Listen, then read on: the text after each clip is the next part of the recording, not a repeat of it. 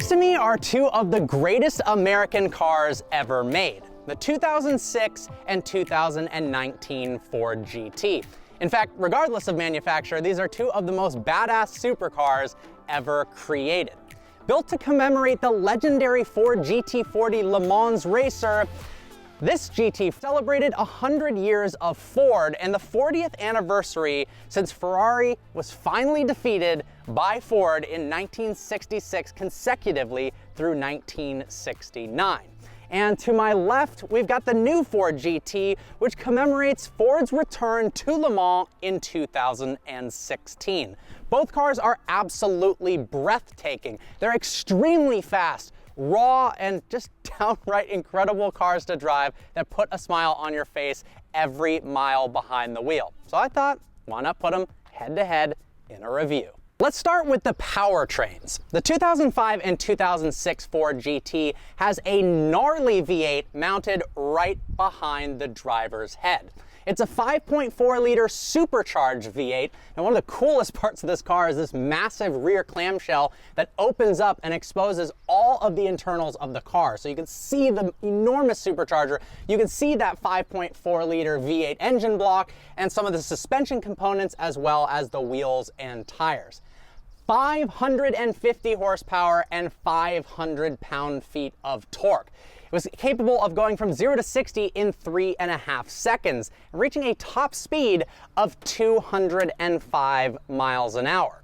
Now, compared to its competition at the time, the Ford GT blew everything out of the water. Lamborghini Gallardo had 50 less horsepower. Ferrari 430 had 60 less horsepower, both of those costing over $20,000 more than this original MSRP of 150 grand. And well, when you add the Italian options in, they get more and more expensive. The other amazing thing is how easy it is to modify. A simple pulley swap and a tune, and you're getting 700 horsepower out of this thing. And because it is a Ford, you can go to O'Reilly's, buy some spark plugs, and easily switch them out yourself. What's more is at the time, this is actually the largest single piece of carbon fiber ever to be fitted on any car.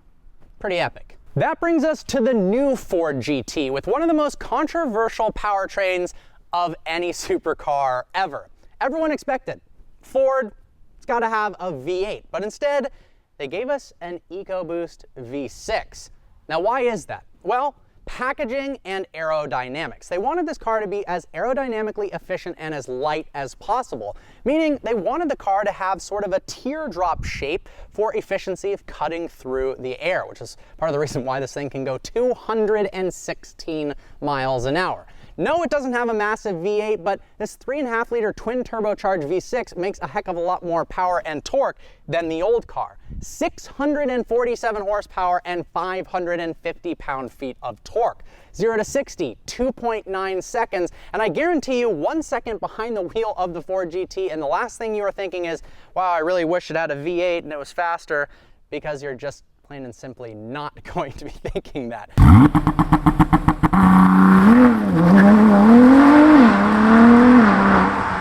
Now, compared to its competition, things have stiffened up quite a bit.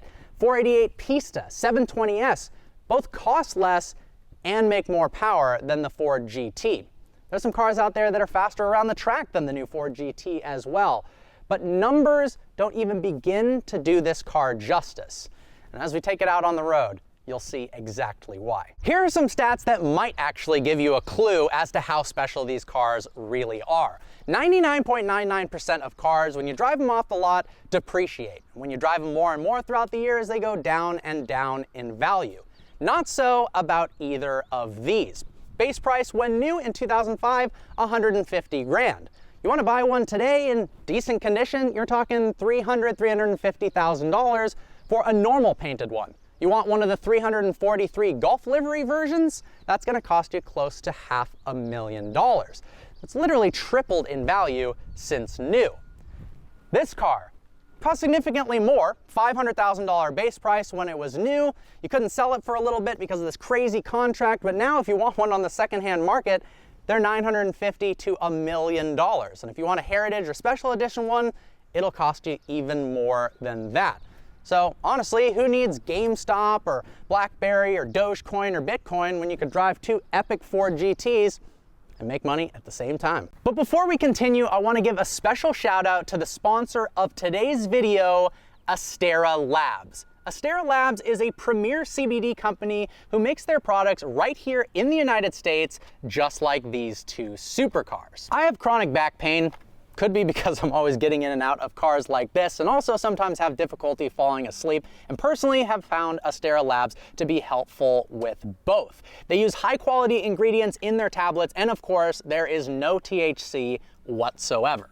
The tablets themselves are super easy to swallow and provide consistent results. They also come in this blister packaging, so it's super easy to transport them. The thing that I like is they come in a range of doses from 25 milligrams to 50 milligrams to up to 100 milligrams. And they also come in both instant release and extended release, so you can find out exactly what works best for you. All their products are manufactured according to federal good manufacturing practices in a GMP compliant facility. They're also third-party tested to make sure they're up to snuff in terms of compliance with applicable laws and specs. They even make this awesome CBD body cream, which I absolutely love, that includes aloe vera as well as sunflower oil and shea butter to keep your skin moisturized and protected, and it has absolutely no scent. Even their online website is cool and has all the information you could ever want about CBD. So guys, seriously, try out their high quality CBD body cream as well as their high quality tablets that come in both extended and instant release form. Go to their website, asteralabs.com. I've got a link in the description below. You can even use code VV20 for 20% off your order today. You guys supporting them means you're supporting the channel, and that means more epic car reviews just like this. Seriously. Check them out. Let's talk about the design of the 06 Ford GT. It looks a heck of a lot like the original GT40, and I love that about it. It's got a modern twist, it's manly, it's angry, but it's beautiful and it commemorates the old car at the same time. You'll notice the headlights look very similar to the original GT40, and something a lot of people miss is that it actually says 100 for the 100th anniversary of Ford when this car was made originally in 2005. It's got similar ducting in the hood. It even has similar side air intakes for that massive V8 engine. But one of the coolest features, and also most annoying features of the entire car that's reminiscent of the GT40, are these doors. Normal doors, you open them up and you still got a roof. These ones, you open it up and the roof comes along with the door.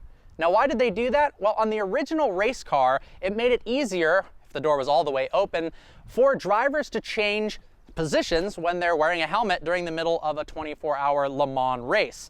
In practicality, in tight spaces, I can't move the door any farther. In order to get in now, I've got to kind of go down like this and hurt my back, and I don't know. Yeah, it's kind of a pain. In person, the new Ford GT is absolutely insane. It's low, it's wide, and looks like nothing else on the road. It still bears some resemblance to the GT40, but with a futuristic take. I mean, check out how updated the headlights are compared to the 05-06 generation. But the coolest part of the Ford GT's body and design has to do with the flying buttresses. Yes, it's not a pirate ship part or something from the 1700s. That's actually the name of this design element on the left and right side of the car. The flying buttresses allow airflow to both go through the heat exchangers, but also underneath the body and through all the way through the back of the wing. In fact, you can see through the car. Hopefully you can see me all the way down here, and the body of the vehicle itself creates downforce without the under effects or the rear spoiler. How cool is that? Improved aerodynamics and downforce at the same time, and it just looks freaking awesome. Now, unlike those doors, which were nicknamed guillotine doors because if your head is a little bit too high and you close it, you could probably cut your head off, these have butterfly doors. There's something special about doors that go up. Bears absolutely no resemblance to the old GT40, but I quite dig the way these look. And once you're inside, you turn the car on and put it in track mode, it reveals one of the other coolest party tricks of the new Ford GT. I'll have to show you. It's epic. The suspension is going to lower by 2 inches, the springs are going to stiffen up, the dampers are going to stiffen, the wing's going to shoot upwards, and boom, you're in track mode, ready to race. The interior of the 06 GT is incredibly basic. It is all about the driving experience. Right in front of the steering wheel, we've got a massive tachometer, and then to the right, we've got a speedo that goes up to 220 miles an hour that's angled towards me to avoid any glare, so you know that you can go over 200 miles an hour in this bad boy. Now, some similarities between this car and the GT40. The analog style gauges with the aluminum surrounds, the toggle switches. We've got everything from lights to fogs to dimmers to hazard lights right there. And the seats. The seats have these holes in them that originally for the GT40 are actually ventilation holes so that when the driver is sweating in a long 24-hour race, it gives them a little bit of relief. We've got the massive Macintosh subwoofer here, and then the biggest difference between the interior of the new and old Ford GT is this right here, the presence of a beautiful 6-speed manual transmission. When we're out on the road, I'll talk a bunch more about the manual transmission because it is fantastic. We've got a really small steering wheel. Talk about the steering weight. It's actually kind of surprising, but it fits great in your hands. The crazy part is no matter how well maintained these cars are, the airbag cover that says Ford GT have this weird peeling on them. It's on literally every single Ford GT I've ever sat in. All right, let's hop in the new one. First thing you notice when you hop inside the new Ford GT is there's no manual transmission. That's because it's got a 7-speed dual clutch transmission with paddles mounted on one of the best steering wheels I've ever experienced in any car. I love the shape of it. Feels like something straight out of Le Mans. It's square shaped, fits great in your hands, has a slew of buttons. There's nothing behind the steering wheel at all other than these two massive paddles that feel phenomenal to actually pull. You've got your turn signals actually on the steering wheel itself and your various driving modes from VMAX top speed mode to wet mode to normal mode, sport, and then track.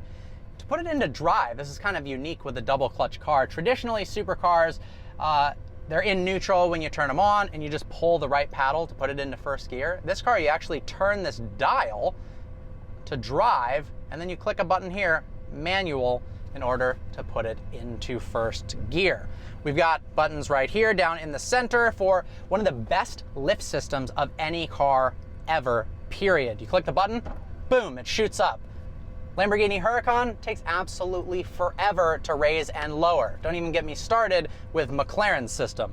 Boom, click it one more time, shoots down. I love that for getting in and out of parking areas or gas stations. It just makes it so much more practical. Now, the other thing you notice is it's very tight in here. You are so close to your passenger. That's because the passenger cell is very narrow, even though the car is wide for aerodynamics. But if you got two bigger individuals in here, you're gonna be cozy.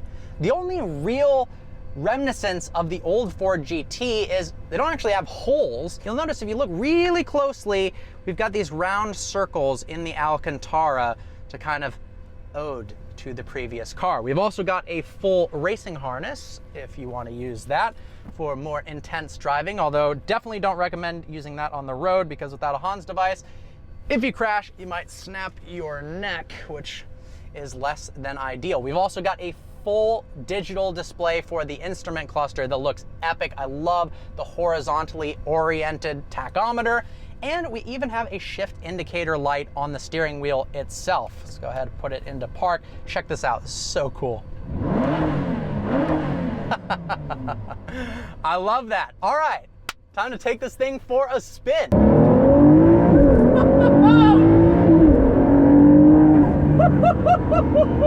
The wing just kicked up in the back.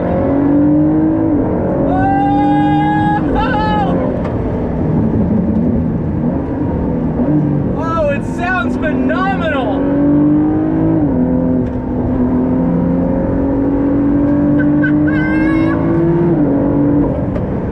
Oh my gosh, is this car a blast to drive. It's raw, it's invigorating, and I don't care how bad of a day you are having. If you hop into this thing and put it in sport or track mode and floor it around some turns, you're gonna be laughing uncontrollably. Whew. V8 who? Absolutely no hint of turbo lag whatsoever. linear power, and it's a kick in the back. Downshifts are instantaneous. This gearbox is phenomenal. Upshifts, same way. I love those shift lights on the steering wheel. Steering feel is phenomenal.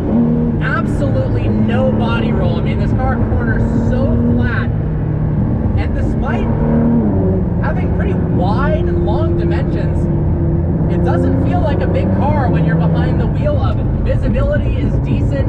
It's a little bit kind of like looking out of a tank slat through the front. Very narrow windshield, but you can see across the A-pillar easily. Bit of a big blind spot right here, but over your right shoulder, totally easy to see. The brakes are like something straight out of a race car, and they slow the car down phenomenally well. 60 to 0 happens in just 95 feet. Whew. Oh, that got the adrenaline going. Seats are comfortable and supportive. The pedal spacing is phenomenal. Despite the fact that it has no body roll, I honestly feel like I could do a decent road trip in this car. The only caveat is it has the least amount of storage space of pretty much any vehicle you could possibly buy. I mean, there's no storage space in the front. You open that rear engine bay compartment, and you've got this watermelon-sized luggage compartment that pretty much is good enough for, I guess, a briefcase or a backpack with a laptop in it, or a racing helmet.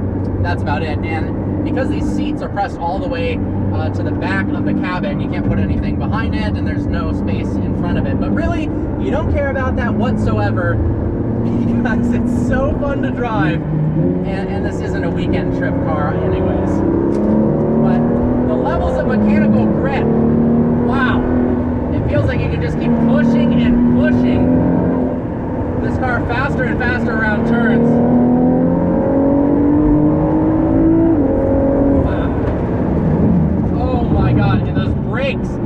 Feel like your eyeballs are gonna rip out of your skull.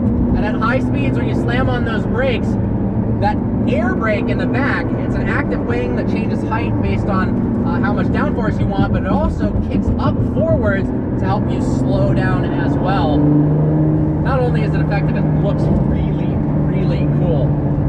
So no, it's not a manual. No, it doesn't have a V8.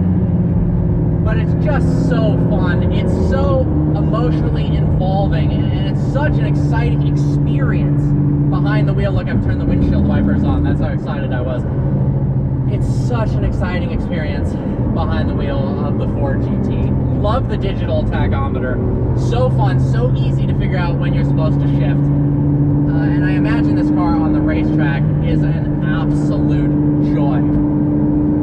I don't want to get out of the car. That's a testament to when I drive something that I truly, truly love, I don't want the review to end. I don't want to give this back. I just want to keep it and drive it off into the sunset romantically forever and just go and go and go and go. But the good news is I do get to trade this back for another Ford GT, so let's go check out how the 2006 Ford GT compares, shall we? All right, in the Ford GT now. Oh my God, it sounds good. Listen to that V8, that is ridiculous.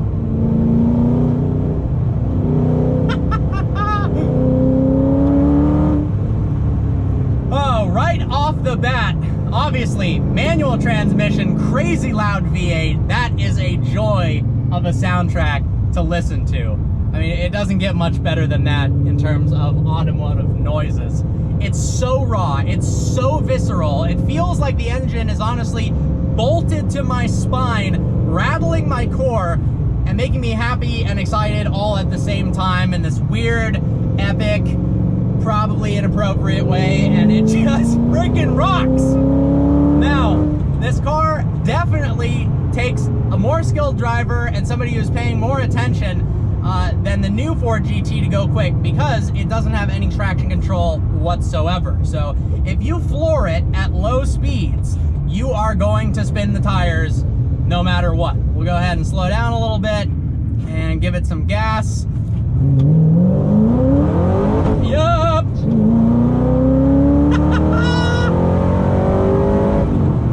Oh my God, but when you get those shifts right, this car is epic. No, it's not as fast around the track or as fast as straight line as the new GT, but damn, is it fun to drive. So raw, so exciting. You know, surprisingly, the steering is actually pretty light, like really light.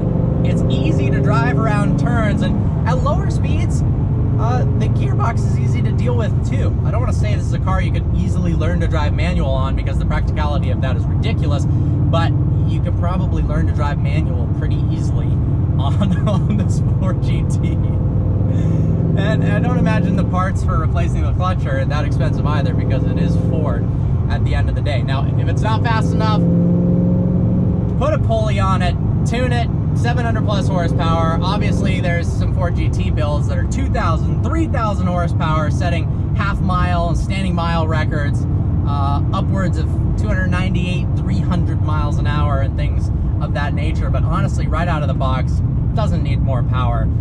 Especially with no traction control. It is such a fun car to drive around and put a smile on your face. I'm sweating right now, and it's not hot out at all. It's just this car is intense. Whew. Getting to see that massive supercharger right behind your head is really awesome. It's just special. Being behind the wheel of this car, you feel like you're in something truly special, and it's unbelievable that Ford released something like this back in the day for 150 grand compared to its competitors that cost significantly more. This is a more involving, exciting car to drive, plain and simple. Ford absolutely killed it, and even by today's standards, this thing is an absolute blast. And 0 to 60 in 3.5 seconds. It's not slow, I'll give you that. I mean, cars are getting faster and faster and faster, and people are like, oh, you know, the new Model S Plaid is 1.9 seconds. Sure, that's crazy, but 3.5 seconds is enough to put a crazy smile on your face and have you giggling the entire car ride, I guarantee you, especially with that V8 exhaust note. The brakes aren't quite as confident as I was expecting, but a lot of that has to do with the fact that this car is actually on the original tires that it came with 14, 15 years ago. A lot of people do that who collect these cars because they've got lower miles. The problem is those tires go through heat cycles, and even though it might have low miles, they become hockey pucks and they don't have a heck of a lot of grip. So I don't want to push this thing too hard because, well, don't want to end up in a wall. Rides over bumps well. It's firm, but it's not crazy stiff. These seats are plenty comfortable. You've got more room in the cabin, both headroom, leg room, and side-to-side shoulder room than you do in the new GT. The seats themselves are a little bit harder. The newer car has softer seats in terms of the material used, but these conform to your back super, super well. You can spend some serious seat time in this. Like I said with the other car, it's not a daily driver, it's not a road trip car, but you could spend some serious hours in it on a car rally or event, or just go for a random drive on a Saturday or Sunday with friends or with a loved one. Have an absolute blast. I love this car. I love both of them. Picking a favorite is nearly impossible. I'll leave that for you guys. Comment in the comment section below. What would you rather have? Forget about the money. Don't say the new Ford GT. I'd sell it and then buy 2 old Ford GTs. What would you rather have? The 2005 or 6 with the manual, or the new one? It's a tough choice. I hope you guys enjoyed this review. Like always, please browse the channel and subscribe. I look forward to seeing you next video.